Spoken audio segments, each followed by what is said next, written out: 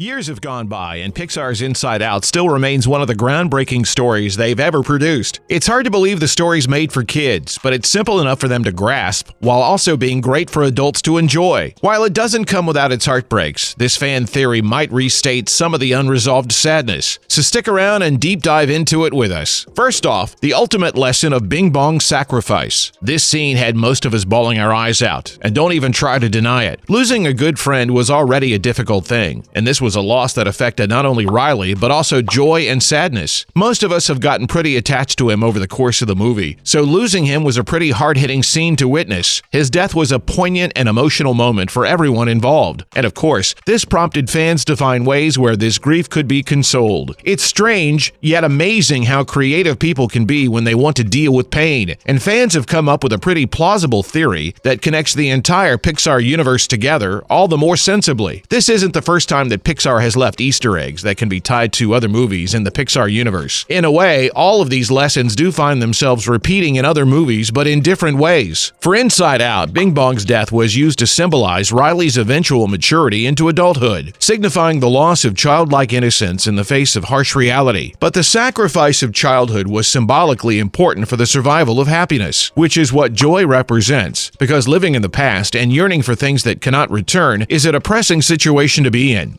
Bong's departure may have triggered strong emotions in Riley, but it also helped her finally accept the changes around her, embrace them, and find new memories to make. Up next, the original scene was even more depressing. The creators of the film actually had to edit the scene a bit because the original one they animated was too heavy for a children's movie. It was too much even for the team itself. About 20 to 40 seconds shorter, the directors had to strategically determine which parts to keep without losing the sadness of the moment altogether. So how was the script originally supposed to play out? Before the two find the cart to fly them out of the memory dump, Bong and Joy end up having an intense conversation where his lines were too upsetting. "Don't you understand? We are forgotten. We don't count anymore." It was one of the lines that would have made Bong's sacrifice extremely bitter once Joy made the escape. It would have also interfered with the fan theory we'll discuss soon. If anything, we think that Bong's desperation made his sacrifice very impactful in the version that made the cut. At this moment, he realized that, unlike Joy, his existence wasn't integral to Riley's ability to function. There was sadness in the acceptance that his time had come to an end, but the fact that he remained for as long as he did points to his purpose finally finding its completion. It's hard to handle the difficulties of life without the strength of happiness given in the past. Bong did a pretty great job of giving Riley a good foundation to build her emotions on. Because of this, his sacrifice to ensure Joy's success on her mission only adds to his importance. Now for Pixar's interconnected universe. The sadness of Bong fading away doesn't feel too different from Toy Story 3, where Andy realized he needed to let go of his toys. Letting go is a theme Pixar explores quite often, but there may be a reason for Bong's very strong resolve to recreate the past, despite knowing it was well beyond his reach. Let's get into this insightful fan theory that assumes Bong didn't exactly die. Before that, we need to know the interconnected movie theory to better understand Bong's possible survival. The simple theory of the Pixar cinematic universe revolves around an alternate reality scattered across time. Earth finds itself taking an alternative route from the one we already know. We start with the 2015 film, The Good Dinosaur. The asteroid that should have killed the dinosaurs misses Earth. Because of this difference in events, humans aren't the only ones that evolved in intelligence. Animals did too, and it's where it all begins. If we look at all the movies Pixar has, more than half of them involve animals as either main protagonists, sidekicks, or extras. The common denominator is that they're intelligent and in constant competition or cooperation with humans. We see this in Ratatouille, Brave, and Luca. In some of these, we see humans and animals interchanging in form, adding to the theory of increasing and retaining intelligence on par with humans. This then extends into toys, cars, and other objects, gaining emotional sentience, like in Toy Story, Cars, and WALL-E. Now this is where things get interesting because a recurring cooperation's presence must be responsible for this development. Coming up, what's By and Large? They're a corporation with an underlying motive, collecting energy from human emotions. It sounds pretty sinister, but hear us out for a minute. Their logo is in almost every Pixar movie, including Toy Story, where Buzz Lightyear's powered by their batteries. In Up, where the construction equipment meant to destroy Carl's home has their logo, and even on the Cars racing tracks. What does this all mean? This is a corporation that has eyes everywhere, and it's responsible for the Earth's survival at this point. This can be confirmed in WALL-E when By and Large sent the little robot to clean up the Earth after abandoning explaining it in a very distant future. Before we go any further, does the whole collecting emotions thing ring a bell? It's one of the subplots in Monsters, Inc., and it's where this theory's headed to explain Bing Bong's existence and survival. So when Wall-E finally cleaned up the Earth, the circle of life began again, with movies like A Bug's Life. In the 2020 film Onward, we see that humans don't quite look human. They have the features and limbs, but have evolved much differently from regular humans. These deviations in the evolution of life are in response to a recovering Earth that may have led to some pretty weird things, like furry monsters derived from mutated animals much later in time. With by and large still in control, they've turned back to harvesting emotions for raw power. It's something they do best, clearly, although their purpose is unclear. With this, we can finally get into the theory revolving around Bing Bong. Let's look at Bing Bong's death and how it might have had a kinder explanation. You're probably wondering how normal humans still exist in such a world where animalistic beings have completely taken over. Well, the theory suggests that the doors in Monster Inc. do not lead simply into a separate dimension where humans exist, but instead are a medium to travel through time. One of those monsters was probably Bing Bong, which came around post-Scream collection. When Sully discovered that Boo's laughter overpowered an entire city's power source, he changed the purpose of the company as soon as he came into power. Bing Bong's memories with Riley are filled with laughter, so it's possible that the real Bing Bong was already long gone back to the world of monsters when he collected enough laughter from her. The one we know in Riley's head is simply a fragment of a persistent childhood trait, and definitely part of a memory that was already fading well before he and Joy fell into the memory dump. It's a pretty plausible explanation, although we're not sure it's an entirely happy one, because this leads to even sadder interpretations. Perhaps the Bing Bong in Riley's head is more so a manifestation of abandonment issues to some extent, which would explain why Riley has such a hard time letting go of her old home before he faded into the memory dump. You get a friend one day who makes you the happiest person in the world, and one day they disappear without an explanation. That must have been super confusing for a really young kid, and it may have contributed to Riley using hockey as a way to cope with the sadness of the loss as well. Now for where could Bing Bong be if not with Riley? We're going to assume the obvious, probably making other kids laugh and leaving just before they're old enough to remember too much. While the parents of the kids would dismiss these monsters as imaginary friends, should the kids remember, the experiences of happiness with their fellow non-human friends are real enough to make an impact. We mentioned two pretty important points in the previous. One, Bing Bong was essential to the development of Riley's emotions, hence responsible for Joy and Disgust's existence. Come on, you know how kids are. They'll chew on anything that makes them curious and spit it out when they hate it. Curiosity is a huge part of finding joy, but the other side of it is disgust, when the outcome doesn't turn out as expected. Two, Bing Bong's initial departure during Riley's childhood must have fueled her love for hockey to cope with his absence. During this time, he must have triggered the capacity for fear, sadness, and anger inside Riley to a small extent. These are emotions that can add more intensity to happiness. As people say, you need darkness for there to be light. It's possible that there's a bigger story to this universe than we're seeing, one that has a lot to do with the emotional well-being of young children contributing to a new future of the planet. Now that Bing Bong's survival theory is out of the way, that leaves us with even more pressing questions about the Pixar universe. Finally, what about Riley's future in the Pixar universe? It's possible that Riley might tie into the Pixar universe in the future somehow, and we're suspicious of it because there's a probability that Boo's traveled back in time. In Brave, a kooky old woman loves to disappear through doors and turns Merida's mother into a bear, and that woman could be Boo. Then again, it's only a theory, but we're open to anything. What do you think? Do the theories add up? Let us know in the comments below. If this is the kind of content you like, be sure to give this video a thumbs up and subscribe to our channel so you don't miss out.